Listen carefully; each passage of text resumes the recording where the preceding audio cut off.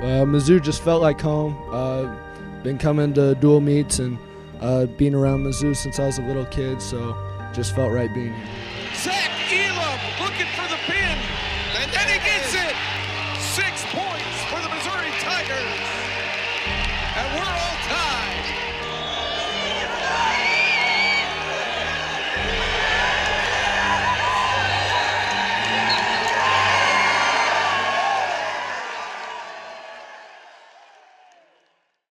I just went in wanting to have fun and do the best I can for the team.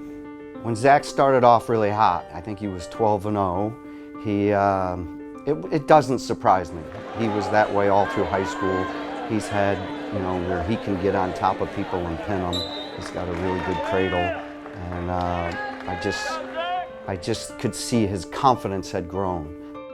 I think him getting ready for this last year and having an extra opportunity to be able to compete, he was finally able to reach one of his goals last season, the previous season, by finally becoming an All-American after getting so close.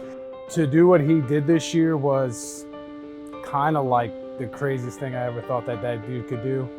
A lot of times the duels start at 25 and end at heavyweight, and early in his career he had some matches where it came down to him and he lost, and he was really disappointed with himself. And he's like, man, I hope I get that opportunity. Specifically with South Dakota State, we didn't even have a chance to think about it because Rocky was winning the match and all of a sudden he got pinned, so it was just shocking.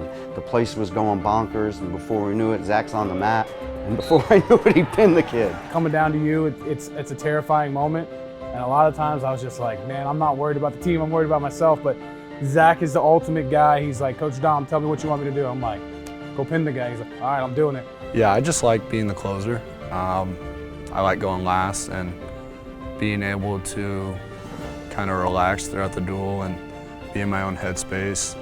And if it got to me, all I needed the duel was to be within 6 points, and that's the way I always looked at it going into each duel.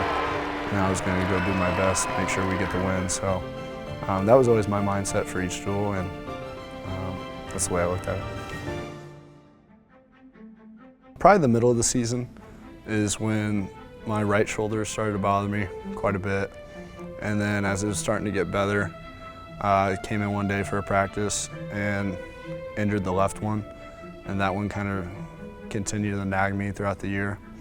He was injured and I wasn't going to wrestle him. It was the one duel I really didn't want to wrestle him, and it was at the theater. And Zach came up to me 2 minutes before the duel, I gotta wrestle.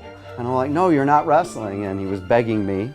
And I was just like, no, you're banged up, your shoulder's hurting, you're not. He's like, when am I ever gonna get to do something like this as a student athlete again? Never, Coach, you gotta let me do this. I didn't want to be sitting out when the team needed me, and I just wanted to, like I said, I just wanted to compete. I didn't want to look back and be like, oh, I wish I wrestled this, or I wish I did that. I just don't even really know how to explain it. That dude's like the Superman to me because I know my shoulder's hurt and I'd be like, yeah, I'm taking a break. Yeah, I think he, from the beginning of the season, already had a lot of goals set. He wanted to wrestle as much as he could this season, being his last, and then he reached his 100th win. I think early on in my career, I wanted to get to 100. I saw guys like Daniel Lewis get to it, and I thought that was a pretty cool achievement. Going into the season, it wasn't like a specific goal. I just wanted to compete, every weekend and as much as I could. And if I got to 100, I got to 100 or more. So. Well, it's the best wrestlers in the U.S. and I've even said it's sometimes harder to win the national tournament than it is some of the world championships. NCAA is Division I folk style.